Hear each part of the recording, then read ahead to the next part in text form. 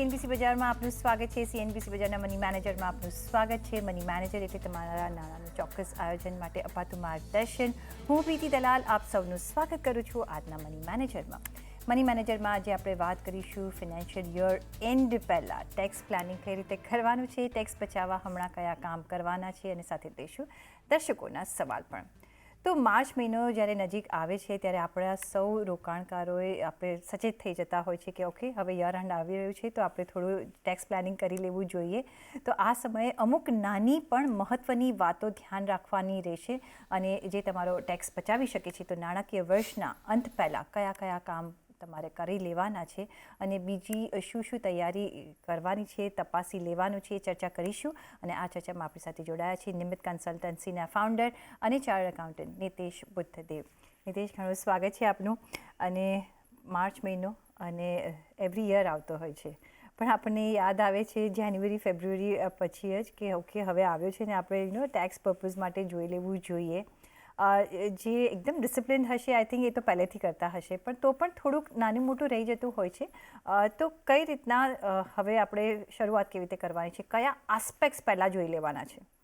Sure Preetiji, મને લાગે છે બહુ ટાઈમલી શો છે. જેમ તમે કીધું એમ કે હર વર્ષે આવે છે માર્ચ, પણ કોઈ વાર રિમાઇન્ડરની જરૂર હોય છે આપણને.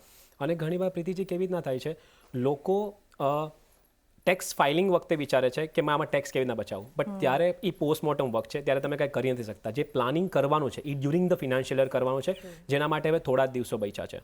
તો જ્યારે આપણે ટેક્સ પ્લાનિંગની વાત કરી રહ્યા છીએ અને જેમ વાત કરી એમ પ્લાનિંગ હંમેશા એડવાન્સમાં થાય ઓર ડ્યુરિંગ ધ ફિનાન્શિયલ યર થાય. તો સૌથી પહેલાં જે ઇમ્પોર્ટન્ટ વસ્તુ જોવાની છે એ આપણે સૌ જાણીએ છીએ એમ થોડા ડિડક્શન જે આપણને મળે છે. જો તમે ઓલ્ડ રિજીમમાં છો, હવે બે રિજીમ છે, ન્યૂ રિજીમ અને ઓલ્ડ રિજીમ. જો તમે ઓલ્ડ રિજીમ ફોલો કરો છો તો ATC જેમાં 1.5 લાખ સુધીનું ડિડક્શન મળે છે. આમાં જો તમે આ 1.5 લાખ સુધીનું ઇન્વેસ્ટમેન્ટ્સ નથી કર્યું તો હજી થોડા દિવસ છે. તમે એ ATCમાં જેમ કે લાઈફ ઇન્સ્યોરન્સ પ્રીમિયમ હોઈ શકે, ઇક્વિટી સેવિંગ સ્કીમ હોઈ શકે, ELSS જેને આપણે કહીએ છીએ, યા તમારું બીજું કોઈ ATCની અંદર જે આવે છે એ જો હજી સુધી ઇન્વેસ્ટમેન્ટ નથી થયા તો હજી થોડા દિવસો બાકી છે, એ કરી લ્યો તો 1.5 લાખનું બેનિફિટ્સ જરૂરથી મળશે. એની સાથે છે ATD જે હેલ્થ ઇન્સ્યોરન્સ માટે તમે જે પ્રીમિયમ ભરો છો એમાં જે ડિડક્શન મળે છે 25,000. અગર તમારી એજ 60 યર્સ કરતાં ઓછી છે તો 25,000 અને જો તમે તમારા પેરેન્ટ્સ જે સિનિયર સિટીઝન છે એનું પણ તમે જો ભરતા હશો તો 50,000 એટલે અરાઉન્ડ 75,000 જેટલું જે ATDમાં બેનિફિટ મળે છે એનો પણ જો યુઝ કરવો હોય તો હજી થોડા દિવસો બાકી છે અને એ કરી લેવું જોઈએ. આની સાથે એક બહુ ઇમ્પોર્ટન્ટ પોઈન્ટ છે જે લોકો અવેર નથી કે એક ATDની અંદર જ તે 5,000 સુધીની લિમિટ છે જે તમારે હેલ્થ ચેકઅપ માટે, જે પ્રિવેન્ટિવ હેલ્થ ચેકઅપ માટે આપવામાં આવી છે. તો ઘણા લોકોને હેલ્ધી તો રહેવું જ જોઈએ પણ એની સાથે આપણને લાગતું હોય કે કોઈ બીમારી ન હોય, એ ચેક કરાવવું હોય તો બ્લડ રિપોર્ટ્સ અને આ જે પણ કરાવે છે એ અંદર 5,000નું ડિડક્શન મળે છે. તો હજી થોડા દિવસો બાકી છે. આ રિપોર્ટ્સ તમે કરાવી શકો છો અને એમાં જે 5,000 રૂપીસ સુધીનો જે ખર્ચો થશે એ તમે ATDની અંદર ક્લેમ કરી શકશો. તો ATC, ATD અને NPSની અંદર જે 50,000 સુધીનું જે ડિડક્શન મળે છે તો એ NPSની અંદર પણ જો રોકાણ કરવું હોય તો અત્યારે એક સમય છે હજી થોડા દિવસોનો, તો એમાં NPSના પણ રોકાણ કરી શકે છે. આની સાથે એક ઇમ્પોર્ટન્ટ પોઈન્ટ જે સેલરાઇડ છે, જે સેલરાઇડ ઇન્ડિવિજ્યુઅલ છે એ લોકોએ જો એના ટેક્સ પ્રૂફ એટલે કે જે ટેક્સ ડિડક્શન તમે ક્લેમ કરો છો એ સબમિટ નથી કર્યા, પોસિબલ છે કે HR તમારા ડિપાર્ટમેન્ટ, કંપનીમાં HR ડિપાર્ટમેન્ટ કદાચ તમને ડિસેમ્બર જાન્યુઆરીથી રિમાઇન્ડ કરતો હશે, પણ જો હજી પણ નથી કર્યા તો એ સબમિટ કરી દેવા. બિકોઝ ઘણા એવા ખર્ચે છે જે તમને તો જ અલાઉડ થશે જો તમે એના પ્રૂફ ઓફિસમાં સબમિટ કર્યા હશે. તો જે ફ્લેક્સી-પે રિલેટેડ તમારા જે પ્રૂફ્સ છે એના માટે તમારે જે ઓફિસમાં સબમિટ કરવાના છે એ પ્લીઝ સબમિટ કરી દેજો, કારણ કે ફિનાન્શિયલ યર એન્ડ પછી તમને પોસિબલ નહીં થાય ને એના ડિડક્શન નહીં મળે. તો મને લાગે છે આ બહુ, તમે જેમ કીધું સ્મોલ કદાચ ખબર છે પણ એક રિમાઇન્ડરની જરૂર છે, એવા બધા પોઈન્ટ્સ છે. અને લાસ્ટમાં પછી દોડા આપણે કરતા હોઈએ છીએ તો એ નથી કરવાની. અને ઓફકોર્સ ATC, ATD, NPSમાં જો તમારે 50,000 સુધીનું રોકાણ કરવું તો એ તમે કરી શકો છો. અને સ્પેશિયલી જે તમે 5,000 રૂપિયાની જે વાત કરી, હવે હેલ્થ માટે આપણે બધા જ વી આર વેરી કોશિયસ, પણ હેલ્થ ચેકઅપ માટે નથી જતા. તો મે બી આ તમને એક ઇન્સેન્ટિવ છે કે જો તમે કરી લેશો તમારું હેલ્થ ચેકઅપ તો તમે ફિટ પણ રહેશો, ખબર બી પડી જશે કે બધું બરાબર છે અને સાથે તમને એનો એક રિબેટ પણ મળી જશે. તો પ્લીઝ રિમેમ્બર ધીસ. પણ અપાર્ટ ફ્રોમ ધીસ કોઈ અધર વસ્તુઓની આપણે કંઈ ધ્યાન રાખવાનું છે જે આપણે ઓલવેઝ આપણો એમ હોતો છે કે ટેક્સ કેવી રીતે બચાવવો? તો બીજા કોઈ એવા સ્ટેપ્સ છે કે આપણે લઈ શકીએ જેનાથી આપણો થોડો વધારે ટેક્સ બચી જાય? શ્યોર પ્રીતિજી, આપણે જે અત્યારે વાત કરી કોઈ કાફી કન્વેન્શનલ અને કદાચ એવી વસ્તુ છે ઘણા લોકો આને અવેર હશે એટીસી એટીડીની. હવે આની સિવાય આપણે જોઈએ તો અનકન્વેન્શનલ કે જ્યાં લોકોને ઓછું આઈડિયા છે, મારા હિસાબથી એ જે છે એ કે હવે આપણને ખબર છે આ બંને માટે એપ્લિકેબલ છે, ન્યૂ રિજીમ ફોલો કરતા હોય કે old regime. 2018થી long term equity પર 1 લાખ ઉપર જો ગેઇન હોય તો એના પર 10% ટેક્સ ભરવો પડે છે. હજી પણ પોસિબિલિટી છે કે આ તમે બચાવી શકો છો અમુક હદ સુધી. એ કેવી રીતના છે? જો તમારા ઇક્વિટી મ્યુચ્યુઅલ ફંડ યા તો ઇક્વિટી શેર્સમાં અત્યારે માર્કેટ ઉપર છે અને લાઇકલી છે કે એમાં પ્રોફિટ હશે, તો તમે આમાં એક પ્રોફિટ બુક કરી શકો છો. પણ ધ્યાન રહે, આ જે પ્રોફિટ બુક કરવાની વાત કરું છું, it's nothing to do with the market કે માર્કેટ હાઈ છે એટલે પ્રોફિટ બુક કરો. આ પ્યોર અને પ્યોર 1 લાખ સુધીનો જો તમે ગેઇન બુક કરશો, અને આ જે છે એ ખાલી ટેક્સ પ્લાનિંગ અને ટેક્સ સેવિંગ માટેની વાત કરી રહ્યો છું. 1 લાખ સુધીના ગેઇન પર કોઈ પણ જાતનો ટેક્સ લાગશે નહીં. આ long term equity capital gain પર 1 લાખ સુધી જો તમે બુક કરો તો કોઈ ગેઇન લાગશે નહીં. તો આ સમય છે માર્ચ સુધીમાં, તમે જે આ ફાઇનાન્શિયલ યરમાં 1 લાખ સુધીનો બુક કરી લેશો તો એના પર તમને કોઈ ગેઇન લાગશે નહીં. હવે આનો ફાયદો શું છે તમે સમજો. એક એક્ઝામ્પલ દ્વારા હું તમને કહીશ કે 5 લાખનો તમારો પોર્ટફોલિયો છે. માનો કે અત્યારે 6 લાખ રૂપિયા છે, બિકોઝ 1 લાખનો એમાં પ્રોફિટ છે. હવે તમે આ 6 લાખ રૂપીસને વેચી દેશો અને પાછું તમે જોવે તો એ રાખવું છે, તમારો પોર્ટફોલિયો સારો છે તો એને તમે પાછા 6 લાખના મ્યુચ્યુઅલ ફંડ કે શેર્સથી પાછા અક્વાયર કરી લો. પણ તમે જ્યાં 1 લાખનો પ્રોફિટ બુક કર્યો છે, લોંગ ટર્મ કેપિટલ ગેઇન હશે, તો એના પર કોઈ ટેક્સ લાગશે નહીં. કારણ કે રૂલ્સના પ્રમાણે 1 લાખ સુધી કોઈ ટેક્સ લાગતો નથી. તો તમે આ 1 લાખનો પ્રોફિટ ઘરે કરી લીધો, જેના પર કોઈ ટેક્સ નથી. હવે તમને જોવે કે શેર્સ યા મ્યુચ્યુઅલ ફંડ સારા છે અને તમે લોંગ ટર્મ માટે છો એમાં, તો તમે પાછા 6 લાખના સેમ શેર્સ કે મ્યુચ્યુઅલ ફંડ અક્વાયર કરી શકો છો. બટ આનાથી શું થશે કે તમારી હવે જે ન્યૂ કોસ્ટ છે એ થઈ જશે 6 લાખ. તો 5 લાખ અને 1 લાખનો એમાં પ્રોફિટ. તો હવે જે 1 લાખ રૂપિયાનો જે આ પ્રોફિટ છે એના પર કોઈ ટેક્સ ન ભર્યો અને તમારી જે નવી કોસ્ટ આવશે એ 6 લાખ થઈ જશે. તો હવે 6 લાખનો જ્યાં સુધી 7 લાખ નહીં થાય ત્યાં સુધી તમારે પાછો એના પર કોઈ ટેક્સ નહીં ભરવો પડે. તો આવી રીતના year on year Preetiji 1 lakh સુધીનો કેપિટલ ગેઇન જો આપણે બુક કરતા રહેશું તો એના પર આપણે લગભગ 10% હિસાબથી 10,000 જેટલો ટેક્સ બચી જાય. અને ઘરમાં આપણે કદાચ 3-4 વ્યક્તિના નામથી આ કરતા હોય અને 3-4માં આપણે આવી રીતના જો પ્લાનિંગ કરી શકીએ તો લગભગ 30,000-40,000 જેવો પર એનમ આપણે ટેક્સ બચાવી શકીએ. અને આ બધા માટે એપ્લિકેબલ છે, ન્યૂ રિજીમ હોય કે ઓલ્ડ રિજીમ. અને આની સાથે આજે આપણે જે કેપિટલ ગેઇન બુક કરી રહ્યા છે એનો યુઝ એમાં પણ આપણે કરી શકીએ કે આપણે વાત કરતા હોય છે આ શોના માધ્યમથી કે તમે અસેટ એલોકેશન ફોલો કરો.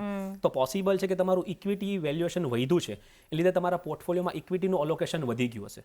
યા તો એવું પણ પોસિબલ છે કે તમારા પોર્ટફોલિયોમાં કોઈ એવા ફંડ હશે જે એટલા પરફોર્મ સારું નહીં કરતા હોય, યા એ ફંડ્સ બહુ બધા વધી ગયા છે, તો એમાંથી તમારે થોડા ખાલી કરવા છે. તો પણ આ સમય છે કે તમે એને રીબેલેન્સ એવી રીતે કરો કે તમને 1 લાખનો ફાયદો પણ થાય અને તમારો જે ટેક્સ પ્લાનિંગની આપણે આજે વાત કરી એ પણ થઈ જાય. તો આઈધર અસેટ એલોકેશન માટે યા ખરાબ પરફોર્મન્સને કાઢવા માટે, અને આ બધું જ નો પણ હોય તો તમારો પાછા શેર્સ ભરે તમે લઈ લો, પણ આ 1 લાખનો પ્રોફિટ બુક કરવો જોઈએ જેથી તમે 10,000 જેટલો ટેક્સ બચાવી શકો. તો આ એક ટેકનિક છે, તમે કરી શકો છો. તો તમારે યર એન્ડ પહેલાં વેચી લેવાનું છે, પછી તમે ખરીદી કરી શકો છો તરત આ જ વર્ષમાં તમે એન્ટ્રી ખરીદી શકો છો. યસ, તમે શેર્સ છે તો તમારે 2 કે 3 દિવસ પછી પરચેસ કરવા, કારણ કે તમારે જે ડિલિવરી આપવાની છે શેર્સની ડિલિવરી વહી જાય પછી કરો. મ્યુચ્યુઅલ ફંડ તો ઇનફેક્ટ તમારે વેચવાની પણ જરૂર નથી, તમે ખાલી સ્વિચ કરી શકો છો. તમે ઇક્વિટીમાંથી લિક્વિડ ફંડમાં સ્વિચ કરી દો અને લિક્વિડ ફંડમાં પાછું ઇક્વિટી કરી લો. તો ઇટ્સ ધેટ સિમ્પલ. બટ થોડી એક્સરસાઇઝ કરવી પડશે. પણ હા, આ પ્યોરલી માર્કેટને આપણે ટાઈમ નથી કરતા. કોઈ ઘણીવાર કન્ફ્યુઝ થઈ જાય કે આપણે માર્કેટ અપ છે એટલે કે છે. No, this is nothing to do with the market up or down. ટેક્સને માટે છે. યસ, ટેક્સને એમ કરીએ છીએ. તો યસ, એ આ એક વિકલ્પ છે. પણ તમે આ જરૂરથી ધ્યાનમાં રાખજો કે તમારે લોંગ ટર્મ કેપિટલ ગેઇન જો બુક કરવો હોય up to 1 lakh of rupees for the year, તો તમે આ કરી શકો છો. તો આ ધ્યાનમાં રાખવા જેવું છે કે જેમાંથી તમે થોડો ટેક્સ બચાવી શકો છો.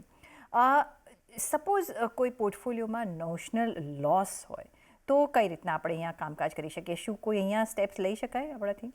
બહુ ઇમ્પોર્ટન્ટ છે પોઈન્ટ આ પ્રીતિજી, બિકોઝ જરૂરી નથી કે હર વખતે પ્રોફિટ હશે. કોઈ ફાઇનાન્શિયલમાં તમને લોસ હોઈ શકે, રાઈટ? તો આ લોસને પણ તમે એક ટેક્સ પ્લાનિંગ માટે યુઝ કરી શકો છો. આના માટે એક બહુ પોપ્યુલર ટર્મ છે ટેક્સ લોસ હાર્વેસ્ટિંગ. એટલે તમે એ જે ટેક્સ લોસ છે એને કેવી રીતના હેલ્પ લઈ શકો છો તમારો ટેક્સ બચાવવામાં. માનો કે તમારો પોર્ટફોલિયો 5 લાખનો 4 લાખ થયો છે, તો જે 1 લાખનો લોસ છે યા કોઈ પણ વધારે અમાઉન્ટનો પણ લોસ છે એ આ નોશનલ લોસ છે બિકોઝ ટેમ્પરરી માર્કેટ ડાઉન છે યા તમારા શેર્સ પરફોર્મ યા મ્યુચ્યુઅલ ફંડ સારું પરફોર્મ નથી કરી શક્યા એટલે એ લોસ છે જે તમે લોંગ ટર્મ સુધી હોલ્ડ કરવા માંગો છો. બટ તમને એમ લાગે છે કે આ લોસને તમે જો અત્યારે બુક કરી લેશો તો ફ્યુચર વર્ષમાં તમે એની સામે તમારો ગેઇન સેટ ઓફ કરી શકશો.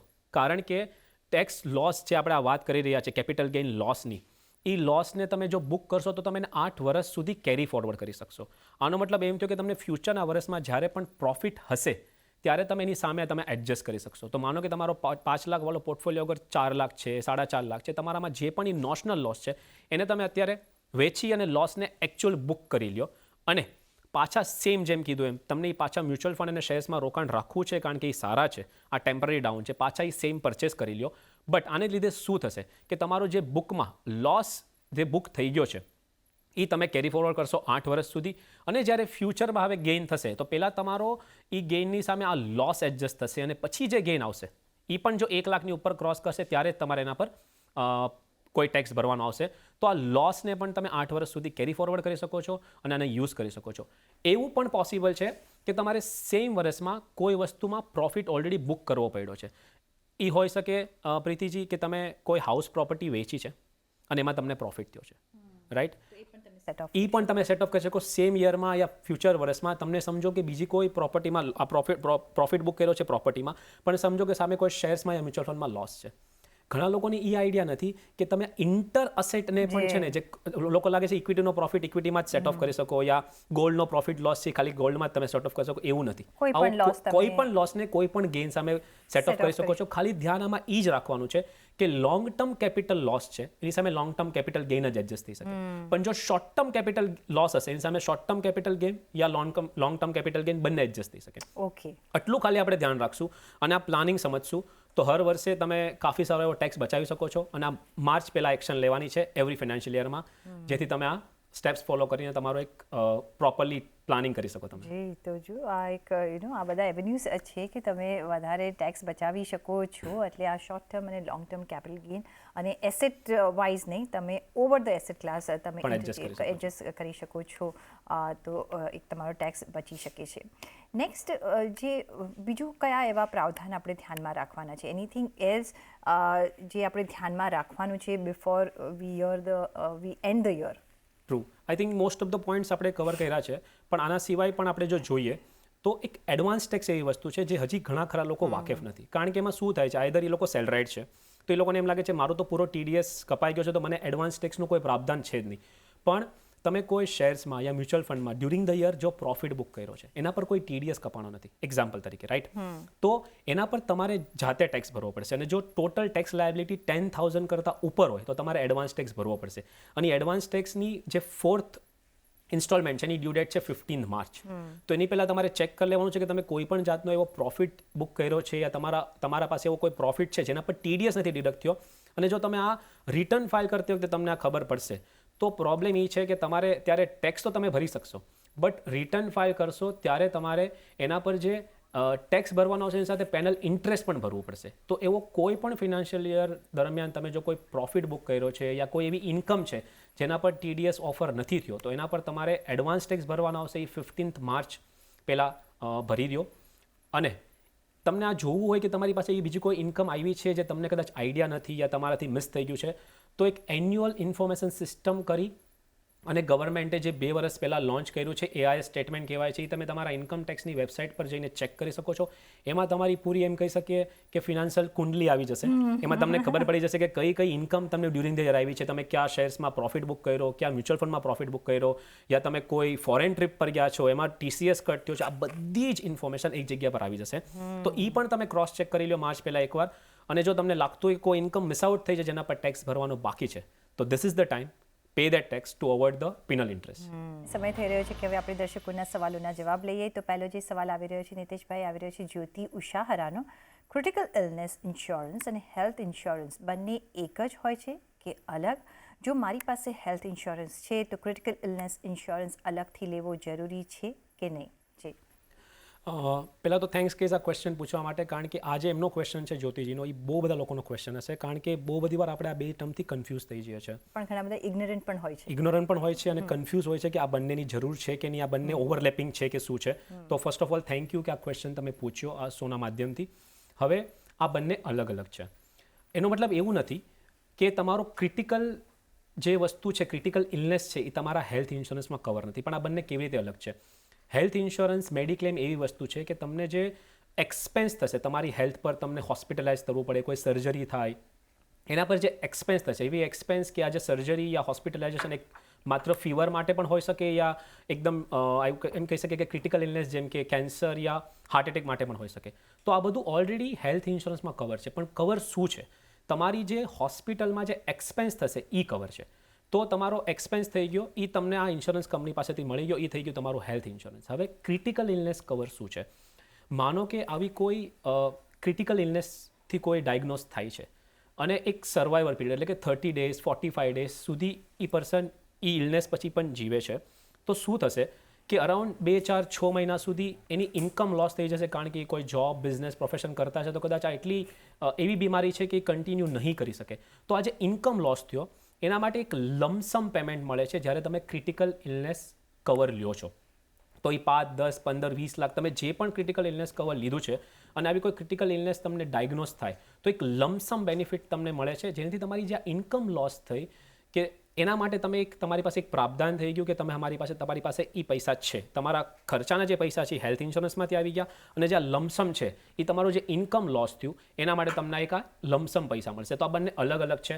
તો હું રિકમેન્ડ કરીશ કે આ જરૂરથી લેવું જોવે. બટ એક વસ્તુ છે, પોસિબલ હોય તો આને તમે કોઈની સાથે રાઇડર તરીકે લ્યો. એટલે કે જ્યારે તમે ટર્મ ઇન્સ્યોરન્સ લ્યો છો ત્યારે એને એક રાઇડર તરીકે તમે ક્રિટિકલ ઇલનેસ લેશો તો એનો બેનિફિટ એ છે કે તમારું ક્રિટિકલ ઇલનેસનું જે કવર છે એનું જે પ્રીમિયમ છે એ એવરી એજ બ્રેકેટની જેમ તમારું મેડિકલ ઇન્સ્યોરન્સનું પ્રીમિયમ વધે એવી રીતના જ ક્રિટિકલ ઇલનેસ કવરનું પણ પ્રીમિયમ વધતું ન રહે. એને તમારે જો કોન્સ્ટન્ટ રાખવું હોય તો ટર્મ ઇન્સ્યોરન્સ સાથે એને રાઇડર તરીકે લેશો તો વધારે ફાયદાકારક છે. But one should take this, કારણ કે આ બંને અલગ અલગ છે. એક તમને એક્સપેન્સ જે તમારો થયો છે એ તમને પાછો આપે છે. એક વસ્તુ જે તમને કીધું એ તમારી ઇન્કમમાં જે તમારો લોસ થયો યા તમે ઇન્કમ તમારી ફોરગો કરવી પડશે બિકોઝ તમે કામ નહીં કરી શકો, એની જગ્યા પર તમને લમસમ પેમેન્ટ આપે છે. તો તમને એક ડબલ પ્રોટેક્શન મળશે ને તમારે એના માટે કોઈ ચિંતા નહીં કરવી પડે કે ભાઈ હું કઈ રીતના ખર્ચા કરું, કઈ રીતના મારી સારવાર કરું અને કઈ રીતના જો હું જોબ નથી કરતી કે કામ નથી કરતી તો મારું ઘર કેવી રીતે ચાલશે. તો એ બંને તરફથી તમને એક હેલ્પ મળી જશે. નેક્સ્ટ સવાલ સાઝિયા બેગમની છે. એ કહી રહ્યા છે કે એમના સેવિંગ્સ ખાતામાં 15,000 રૂપિયાની બચત છે. એ ટ્યુશન કરે છે અને માસિક 3,000ની આવક એ મેળવી લે છે. તો મારે આ રકમનું રોકાણ કરવું છે, નહીં તો એ ખર્ચ થઈ જાય છે, તો મારે ક્યાં રોકાણ કરવું જોઈએ? અને આપણને ખબર નથી કે બીજા એમના કયા રોકાણ છે, તો કઈ રીતના એડવાઇસ? રાઈટ. જે પણ ઇન્ફોર્મેશન આપણા પાસે અવેલેબલ છે પ્રીતિજી, એના પરથી આપણે જોઈએ તો સાઝિયાજી, એક તો તમે સારું એક વિચાર કરી રહ્યો છો કે તમારી પાસે જે ખર્ચો ન થઈ જાય તો એ સેવિંગ્સને ક્યાં લગાડો. હવે એ તમે સેવિંગ્સને તમે એફડીમાં પણ ઇન્વેસ્ટ કરી શકો, એને તમે જે તમને પર મંથ આવે છે તમે આરડી પણ કરી શકો, રિકરિંગ ડિપોઝિટ્સ. બટ બીજો ઓપ્શન એમ છે કે જો તમે એને લોંગ ટર્મ સુધી રાખવા ચાહતા હોય તો તમે એક એસઆઈપીના માધ્યમથી મ્યુચ્યુઅલ ફંડમાં પણ ઇન્વેસ્ટ કરી શકો છો. બટ એ ધ્યાન રાખજો કે તમે આને લોંગ ટર્મ માટે આમાં નિવેશ રહ્યો. તમે જે તમારી પાસે જે લમસમ જમા છે ઓલરેડી અત્યારે, એને તમે એક વન શોટમાં તમે ઇન્વેસ્ટ કરી શકો છો. એની સાથે જે તમારી પાસે રિકરિંગ ઇન્કમ આવે છે 2-3 હજાર રૂપિયાની જે તમે વાત કરી, એને તમે એક લોંગ ટર્મ માટે મ્યુચ્યુઅલ ફંડમાં એસઆઈપીના માધ્યમથી કરી શકો છો. અને એસઆઈપીમાં જ્યારે નિવેશ કરો છો માત્ર 500 રૂપિયાથી પણ તમે શરૂઆત કરી શકો છો. તો તમારી પાસે તો એનાથી વધારે રકમ અવેલેબલ છે. તો મારું માનવું છે એક સારા હાઇબ્રિડ અને ફ્લેક્સી કેપ ફંડથી તમે શરૂઆત કરો અને એમાં લોંગ ટર્મ સુધી ઇન્વેસ્ટેડ રહ્યો તો તમારી જે એક ઇન્કમ તો તમે અર્ન કરી જ રહ્યા છો એની સાથે તમે એક સારો કોર્પસ પણ ક્રિએટ કરી શકશો. સો all the best for that. Okay. તો નિતેશ, આઈ લાઈક ધીસ. એમની પાસે ઘણો ઓછો અમાઉન્ટ છે તો પણ એ શરૂઆત કરવા માંગે છે, અને બીજી તરફ આપણે જોઈએ તો કે આટલો જ અમાઉન્ટ છે, શું શરૂઆત થશે, કરીશું અમે, પણ એ કોર્પસ કોઈ દિવસ કદાચ ભેગું ના થઈ શકે એવું પણ સિચ્યુએશન આવતી હોય છે. તો આનો જ મતલબ કહેવાય કે ટીપે ટીપે સરોવર ભરાય. જેટલો બી અમાઉન્ટ હોય એ જેટલો તમે બચત કરશો એ બીજા કોઈને નહીં પણ તમને જ કામ લાગશે. તો સાઝિયાજી, ઓલ ધ બેસ્ટ અને તમે શરૂઆત જરૂરથી કરજો. નિહાંશ કજારિયાનો સવાલ છે. એ કહી રહ્યા છે કે એમને મ્યુચ્યુઅલ ફંડમાં રોકાણ કરવું છે 5 વર્ષ માટે તો કરી શકાય કે નહીં? હવે જે જોઈ રહ્યા છે લાર્જ HDFC લાર્જ અને mid cap, Nippon small cap અને વ્હાઇટઓક ફ્લેક્સી કેપ ફંડ, આ ત્રણેય ફંડ્સ તમને કેવા લાગે કે બીજા કોઈ તમને સજેસ્ટ કરવા માગશે? રાઈટ, ફર્સ્ટ ઓફ ઓલ જે ઇન્ફોર્મેશન અવેલેબલ છે એના આધારે કહું છું. ફર્સ્ટ એક સ્ટાન્ડર્ડ ડિસ્ક્લેમર આપીશ કે તમે તમારા ગોલ અને એક તમે ઓફકોર્સ તમારો એક હોરાઇઝન તો આપ્યો છે, બટ મને તમારી રિસ્ક એપેટાઇટ નથી ખબર. બટ તમારું ટાઈમ હોરાઇઝન જે ખબર છે એ આધાર પર હું તમને એમ કહીશ કે 5 વર્ષ ઓફકોર્સ લોંગ ટર્મ છે અને તમારો એક વ્યૂ છે એ સારો છે કે તમે 5 વર્ષ સુધી એમાં નિવેશ કરવા જઈ રહ્યા છો. બટ હું એટલીસ્ટ આ માર્કેટ કન્ડિશનમાં તમને એમ કહીશ કે તમે એટલીસ્ટ સ્મોલ કેપમાં નિવેશ નહીં કરો. ત્રણેય ફંડ સારા છે, but small cap as a category હું તમને અત્યારે સજેસ્ટ કરીશ કે તમે એમાં ઇન્વેસ્ટ નહીં કરો. તમે જો ચાલુ કરી રહ્યા છો તો ફ્લેક્સી કેપ અને લાર્જ મિડ કેપ આવી વસ્તુથી શરૂઆત કરો અને ડેફિનેટલી એમાં 5 વર્ષ સુધી તો મિનિમમ નિવેશનું તમે વિચારીને ચાલો. અને સ્મોલ કેપ એવી કેટેગરી છે અત્યારે જ નહીં, માત્ર ક્યારે પણ તમને નિવેશ કરવો હોય તો એનો સમયગાળો થોડો 7 વર્ષથી ઉપર પકડીને ચાલો. બિકોઝ હું પાસ્ટના આધારે જોઉં તો 4 થી 5 વર્ષના પીરિયડમાં પણ એણે એક નેગેટિવ રિટર્ન કહી શકો યા તો બિલો FD રિટર્ન પણ આપ્યું છે. તો એના માટે તમારે તૈયારી રાખવી પડશે જો તમે સ્મોલ કેપમાં જાઓ છો. બટ અત્યારે આ માર્કેટ કન્ડિશનના આધારે તો ડેફિનેટલી તમે સ્મોલ કેપમાં નહીં જાઓ. Large cap, large mid cap અથવા ફ્લેક્સી કેપ એવી કેટેગરી ચૂઝ કરી અને જરૂરથી આગળ વધો અને લોંગ ટર્મ માટે ઇન્વેસ્ટેડ રહો. Again all the best for you. Okay, તો સ્મોલ કેપ નહીં, ઓફકોર્સ લાર્જ ટુ મિડ કેપમાં તમે એન્ટ્રી કરી શકો છો. Flexi cap is the best solution અત્યારની માર્કેટ કન્ડિશન જોઈએ તો તમે એમાં રોકાણ કરી શકો છો. સ્મોલ કેપમાં હમણાં નહીં કરતા, ઘણું વોલેટાઇલ છે માર્કેટ, તો તમારો ગેઇન્સ પણ વધારે થાય પણ ફોલ પણ એટલો જ વધારે આવે છે.